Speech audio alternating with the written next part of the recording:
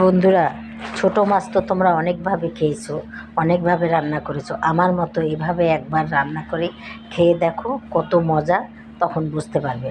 বন্ধুরা, এগুলো ছোট মাছ, বেলে মাছ, ছোট ছোট বেলে মাছ অবশ্যই তোমরা চিনো।